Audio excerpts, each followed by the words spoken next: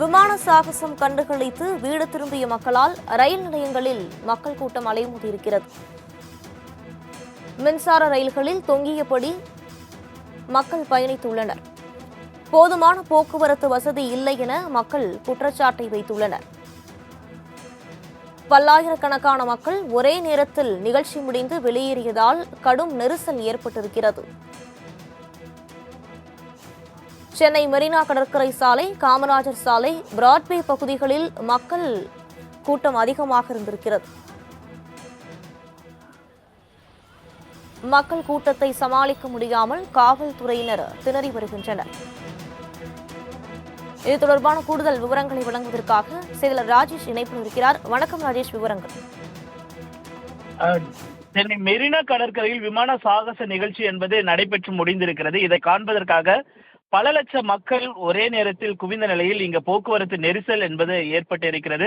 அதே நேரத்தில் இந்த நிகழ்ச்சியை கண்டு கழித்த பின்பு தங்களுடைய இல்லங்களுக்கு திரும்புவதற்காக பொதுமக்கள் பொது போக்குவரத்தை நாடி வருகை தந்திருக்கிறார்கள்.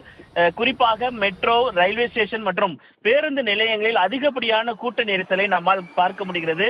குறிப்பாக நாம் பார்க்கக்கூடிய இந்த காட்சி என்பது சென்ட்ரல் வேளச்சேரியிலிருந்து சிந்தாதிரிப்பேட்டை வரக்கூடிய அந்த மின்சார ரயிலில் இளைஞர்கள் ஒரு சிலர் தொங்கி வரக்கூடிய அந்த காட்சிகளை நம்மால் பார்க்க முடிகிறது. படிக்கட்டிலும் அதே மாதிரி ரயிலின் ஜன்னல் வழியாக அவர்கள் தொங்கி வரக்கூடிய அந்த ஆபத்தான முறையில் அந்த பயணம் மேற்கொள்ளக்கூடிய அந்த காட்சிகளை நம்மால் பார்க்க முடிகிறது.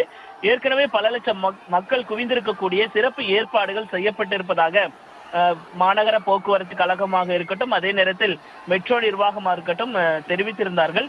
இருந்த போதிலும் ஒரே நேரத்தில் பல லட்சம் மக்கள் குவிந்திருப்பதன் காரணமாக இந்த போக்குவரத்து நெரிசல் என்பது ஏற்பட்டிருக்கிறது. அதே நேரத்தில் பொது போக்குவரத்தை பயன்படுத்தக்கூடிய அந்த சூழல் என்பதும் அதனை குறித்த நேரத்தில் வீடுகளுக்கு தங்களுடைய இல்லங்களுக்கு சென்று சேர வேண்டும் என்ற முனைப்போடு அனைவரும் பயணிக்க தொடங்கியதன் விளைவாக இந்த ரயிலின் படிக்கட்டுகள் மற்றும் ஜன்னல் கம்பிகளில் தொங்கி போகக்கூடிய ஆபத்தான முறையில் இந்த பயணத்தை மேற்கொள்ளக்கூடிய அந்த காட்சிகளை நம்மால் பார்க்க முடிகிறது.